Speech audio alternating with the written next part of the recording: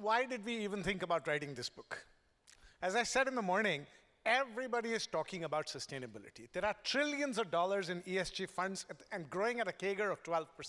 Why are we not seeing enough progress on either environmental or social sustainability? That's the main reason why we wrote the book. We are criticizing today the so-called shareholder-centric capitalism as the main problem for not making enough progress. That we are destroying the environment, we are increasing inequality, and now cyber vulnerability is making things. So we need more responsible behavior, right? That's the call.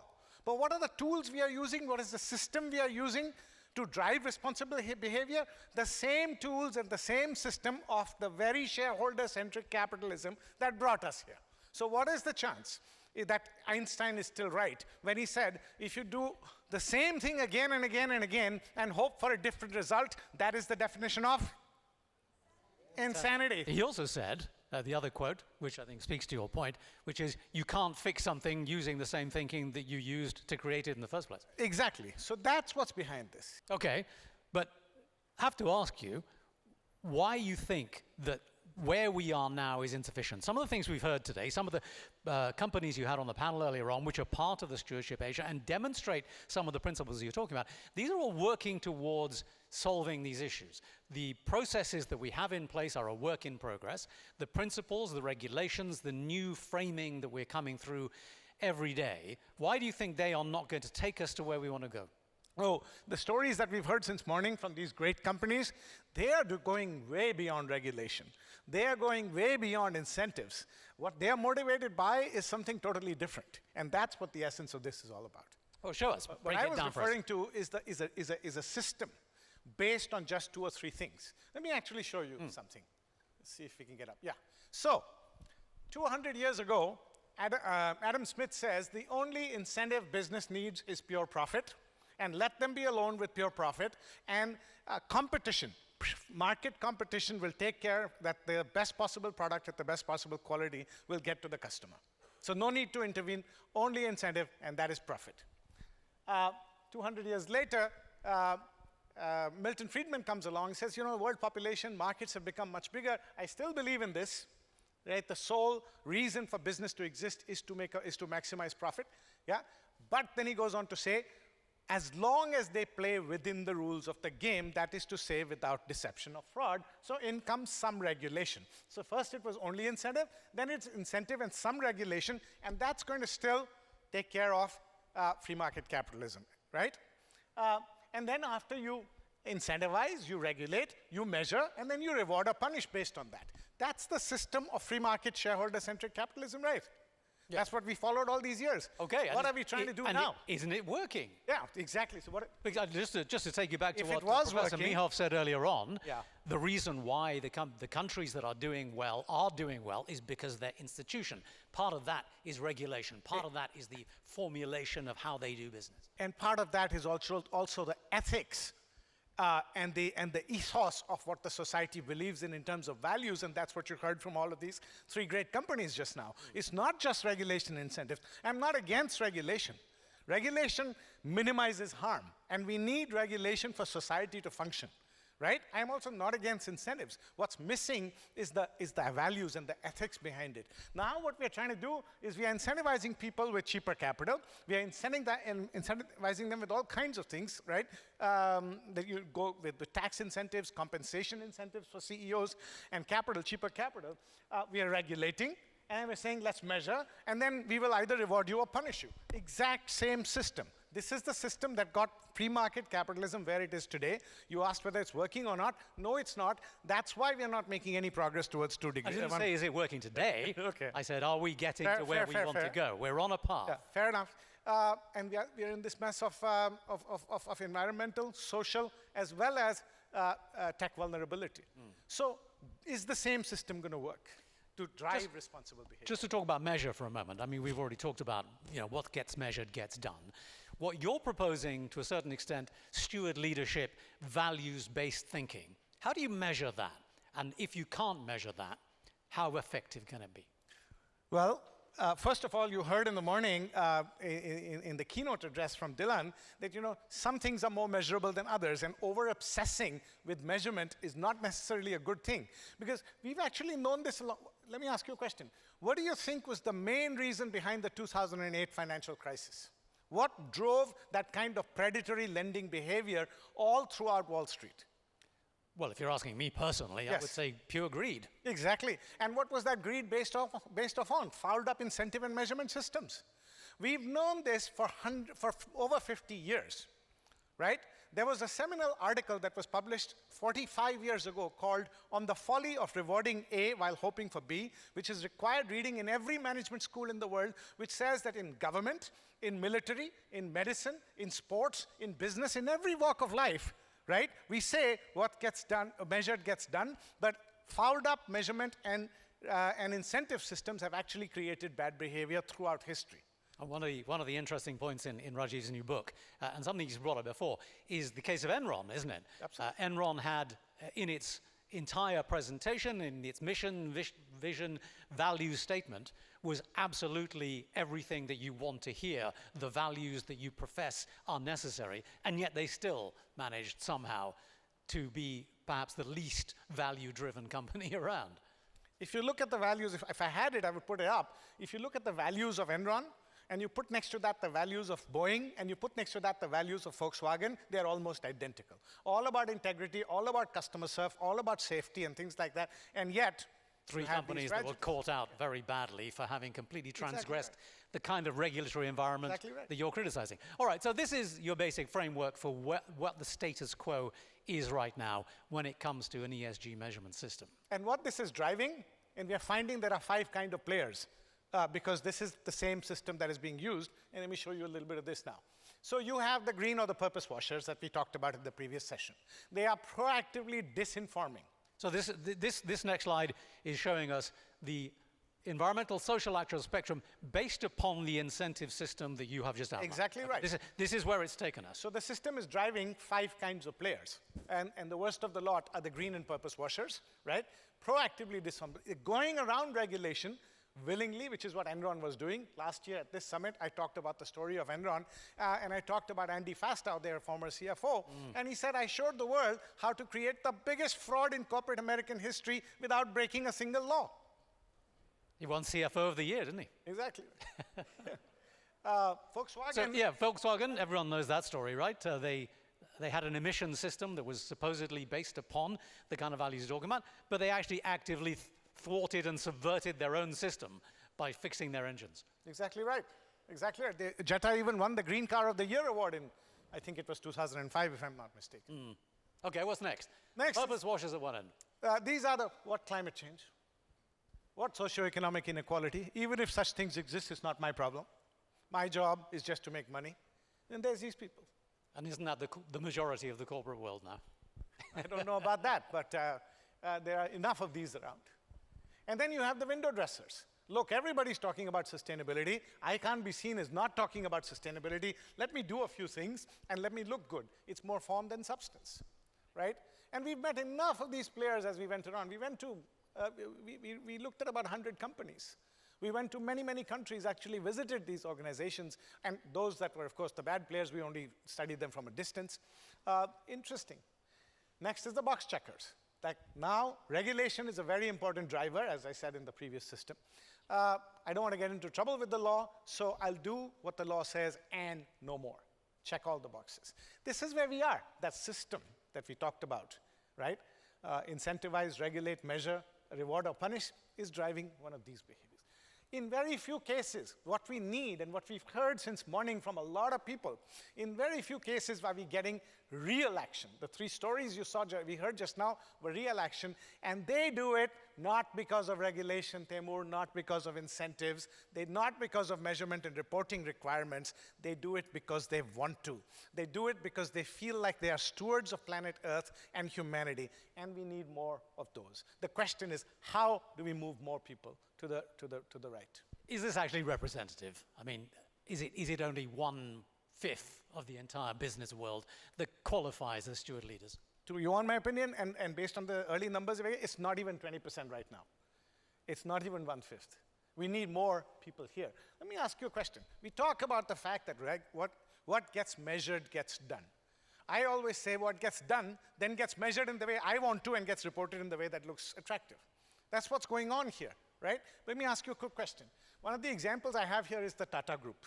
You see Faber-Castell here, Sandra? We always have you. One of the examples here is the Tata Group. Anybody from the Tata Group here today? Ah, there you are, the man himself. Let me ask you this question, Timur. In 2008, the Taj Mahal Hotel in Bombay was under siege of terrorists. And imagine the situation, ladies and gentlemen, you're having dinner in a ballroom like this, and suddenly terrorists come in with machine guns and they're spraying bullets at you, and you were just enjoying your dinner. Not a single Taj Hotel employee left the room or left the hotel that day. They made human rings around their guests, putting their own lives in danger to save their guests. Tell me which regulation, government regulation or internal policies would motivate that kind of behavior. What was it that drives somebody to take bullets for their customers? That's the kind of culture and DNA we are looking for if you want to make a difference, if you want to find profitable solutions to today's challenges of environment and social. I feel really bad having to question you on this because I don't want to go against this principle that being good and showing that kind of a value system is attractive, is necessary, is wonderful for everybody. But I'm going to. Okay. Because I think there are probably plenty of people in the room here who are probably sitting there thinking, okay, this all sounds great, but again, what does it mean? How can we measure this? How can we implement this? I'm a good person. I do things according to the law. As Milton Friedman says, the only way I can really operate is to do what is asked of me, okay? To a certain extent, I can even give a little bit more than I've got. But that doesn't mean that I can solve the world's problems. That doesn't mean that I can address the VUCA and the tuna issues in the world. What is it exactly that you expect these folks to do, and how do you expect them to change their behavior? What give them an incentive to do that? It is a choice. Steward leadership is a choice. You can choose where you want to be on this spectrum. And if you want to be a box checker, that's fine. Right? As I said, you need regulation to minimize harm. Because what regulation doesn't do is create new innovation. Regulation minimizes harm. To solve for the existential challenges we have today, the extent of the challenges with climate change, socioeconomic inequality, and cyber vulnerability, we need innovation of the highest order. Last I checked, Timur, innovation cannot be legislated. Innovation must come from here and here. You need to have not just a good heart, but also a great head in terms of creative resilience to be able to innovate, to find profitable solutions to today's existential challenges. That will not happen with regulation or incentives alone. Let's step back a bit for a minute then. Your book contains a lot of research and investigation into some of the principles that you are proposing. Give me a little bit of data. Give me a little bit of support for the principles that you're proposing here and why you think that they have value. So, again, there are people and there are people. Some of the examples, some of the case studies that we have in the book and some of the stories that you've Faber-Castell, going back to them again, right? Right back in the 1800s, they decided that the more they invest in society, in their employees, and build communities around their businesses, the more it's going to benefit them. Mm-hmm. And they started providing employee benefits like healthcare and insurance and housing a full 40 to 50 years before such things became the law in Germany. Am I right, Sandra? And then what you did kind of paved the way for what became the law later on. Now, why were they doing it? Were they doing it because of a good heart? Of course not. Similarly, going back to the Tatas over there, right? When they built a steel plant in a rural part of India, they didn't just put a factory out there. They built parks.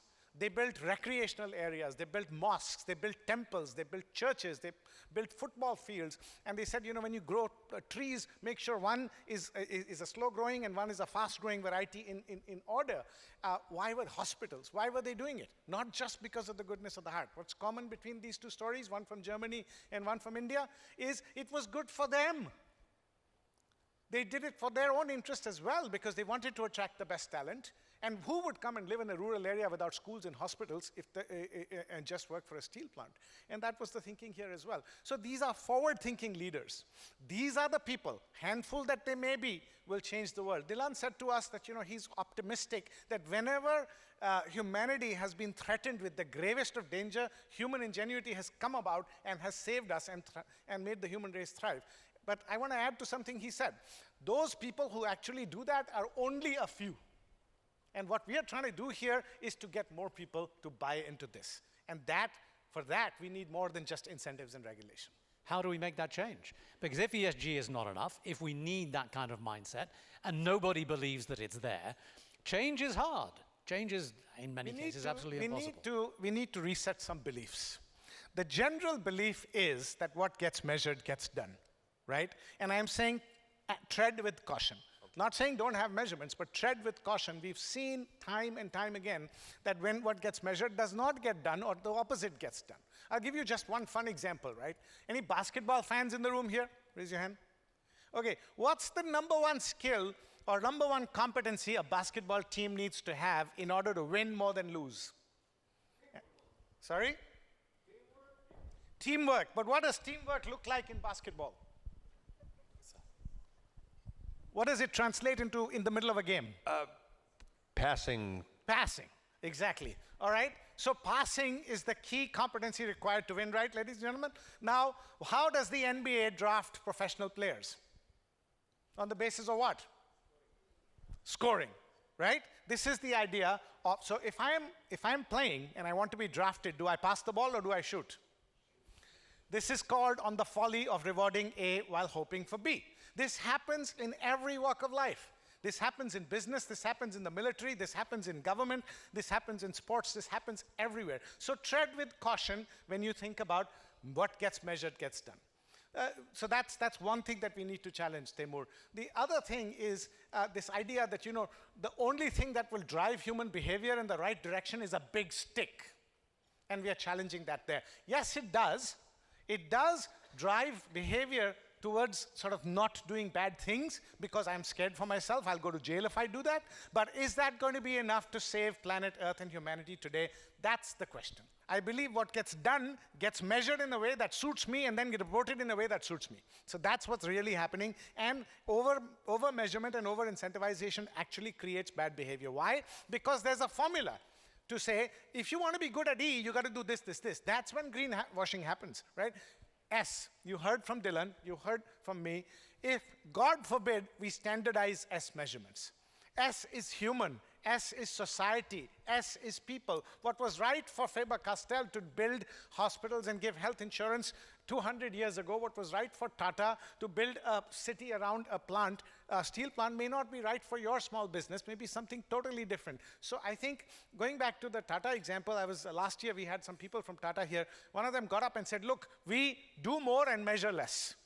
So I think what we each need to do is say, what does steward leadership mean to me? In my business and in my life, what impact do I want to make? And then just go ahead and do it. The idea should not be to begin with measurement. The idea should be to begin with doing good as an intent, a genuine desire. And what we need to do is find out how we do that, right? Because we've only got about 10 minutes left. Yes. So let's move on to all these people buying into your idea of steward leadership. How do they move towards those principles, that behavior, and reach the far right of that spectrum? Okay, so to answer that question, let's go back up. So the first part was why they do it. I think we've settled that, right? It's a choice. Steward leadership is a choice. Then we asked the question in our research, how do they do it? And at the end, at the expense of oversimplification, I want to show you the core model of the book. The book has a lot more detail, but the core of what we learned from all these great companies, and there are 9 very detailed case studies in the book, and lots of smaller examples from real business as well. So what steward leadership boils down to is that steward leadership is the genuine desire and persistence to create a collective better future for stakeholders, for society, for future generations, and the environment. That's kind of how we define it, okay? So we start with the intentionality that, yes, we will make money for our shareholder, but we will do it by addressing today's existential challenges. So that's the definition. How does it look like in practice? In learning from all these great leaders, past and present, we learned that there are 3 steps. Simple. The first step is to integrate 4 what we call stewardship values within organizational culture and DNA. And those are, the first one is the belief in interdependence. The more I give, the more I get. So this is not charity, this is not philanthropy. This is the more I do for society and environment and future generations, the more I am also going to benefit. My success is intertwined with yours and vice versa. If you don't believe in interdependence, you don't believe in steward leadership. The second is long-term view, which is self-explanatory, right? This is a marathon, not a sprint. The third is ownership mentality. This is the choice element. I take ownership for these problems, and I want to leave a positive legacy. Right? But the fourth is the most important, creative resilience. As I mentioned earlier, you need innovation, innovation, innovation to solve for today's challenges. With innovation, you fail 8 out of 10 times. So you need the creativity for the innovation, but you need resilience to not give up even after 8 out of 10 failures. So that's the first step. Embed this into the culture and DNA. These can't just be posters on the wall. Right? Enron, they were posters on the wall, to your point. Second, based on these values now, give your organization a stewardship purpose. Not just any purpose, but a stewardship purpose, which aims to create that collective better future for different stakeholders, society, and future generations. Every organization has a purpose. Even the mafia had a purpose, except not a very good one. What we are saying is the need is, based on these values, to create a stewardship purpose, to create a collective better future, right? And then the third step, now you have your steward leadership compass of your own values and purpose, right, for your organization. Make sure that everything the organization does from now on is going through the lens, is governed by the lens of the lens of the steward leadership compass, which is ethics, ethical governance, ethical leadership. And if you get number 3 right, and the role of the board is very, very important here, to make sure that this happens at every step of the way. That, in essence, is how they do it, Temur. That looks, step 3 looks very, very difficult. How do you ensure that everything you and the organization do follows the principle? Change is hard. Change is hard. Change is hard. And this is the playbook. And this is not something I wrote it, but this is not something that we created. But there's got to be more to it than just putting up those values on the website, putting up those values on the pieces of paper. How do you get buy-in from the rest of the organization? And how do you get buy-in from the board? Very good. So let's talk about how do you get the buy-in from the rest of the organization, right? So if I run an organization and I believe that we should have values something similar to this, and I'll give you an example in a minute of a company that's featured in the book. The only way to create buy-in, you will not get 100% buy-in from all 100% employees ever. That's not going to happen. In a large organization, there will always be naysayers. You'll never be 100%. But how do you ensure that the majority of employees actually buy in? One and only one way, walk the talk. Walk the talk, walk the talk, walk the talk. Exemplify good behavior, punish bad behavior really quickly, and you will see that most people will align themselves because everybody looks up to authority and cues how to behave. So if the leaders are behaving, they will behave. Those who punish bad behavior. Sorry? That sounds awful. You said punish bad behavior. Punish bad behavior, for sure. Sounds almost like the regulation that you were dismissing earlier on. So no, I'm not saying we don't need regulation at all. I'm saying that's not the main driver, that's all. I'll give you an example, 2 examples. Mars is an example of, company is an example that really is a great organization when it comes to environmental protection and things like that. They're doing a lot of great work. They call it, one of their values is mutuality. They don't call it interdependence, but it's exactly the same idea. Now, in every conference room at Mars offices in the world, they have their own Mars compass, and they have a requirement that at the end of every meeting, spend the last 5 minutes saying, did we make decisions that were in congruence with our compass or not? If not, let's revisit. Simple things to make things stick. All right, how about the board? I mean, we were talking earlier on about the fact that there is, in most people's minds, a major trade-off between bringing that kind of values-based system, bringing an ESG model into the corporation, diverts away from the shareholder primacy principle, okay? So how do you persuade, given how hard ESG has been to integrate into the system, how hard is it going to be? Without the board support, it's not possible. It's as simple as that. Paul Polman, you heard about Unilever earlier. When Paul Polman was CEO, he provided 290% returns to shareholders during his 10-year tenure. But in the first 2 years, the story was very different. Everything was pointing downwards, okay? But the board stuck by him and his belief in the Unilever Sustainable Living Plan. That is how he was able to drive. He actually sold to the board. And this idea that how do I convince all these naysayers? Let me ask you a question, Temur. Name a company that's one of the biggest companies in the world today that did not pay a cent in dividend for 20 years, and yet investors never deserted them. And today, if you held on to those shares, you're really, really rich. What's that company? You want me to guess? Yes, Amazon. Amazon. How can you convince shareholders and investors that I will not pay you a dividend, a penny in return for 20 years, but stick by me? What's the answer? Why? How did he convince people? What did he show them? No idea. A story about if you stick with me, in the long run, you're going to be richer than ever before. I don't think anyone No, here that would is think not that a Jeff Bezos is a steward leader. Oh, no, no, no. That's not what I'm talking about at all. That's not what I'm talking about at all. I'm saying the same intelligence needs to be applied to show people a vision that we can win in the long term with steward leadership. That's how you convince. It's not just having a good heart. It's about having the creative resilience to find the right strategic answers for growth that people believe your story of profitable solutions to long-term problems. All right, fantastic. So Look, we've heard the critique of ESG, we've heard the critique of the model of carrying the big stick, and we've heard the promotion of the idea that it comes from within. And I want to just say one more thing. You asked me this question on TV, and you were he was coming on me really hard on CNBC. Today he was kinder. And he said, oh, all this This stuff is your about- gig, I'd say. Yeah, thank you. He said, all this is good stuff, but how can you convince everybody to be a steward leader? And here's how I tried to answer the question, and I'll end with that. And that is, and to your point, sir, about you're sad about the situation. We don't need to convince all 100% of people to become steward leaders.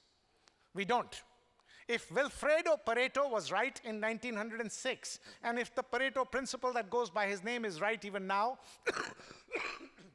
and excuse me, I have not seen any mathematician debunk the 80-20 rule so far.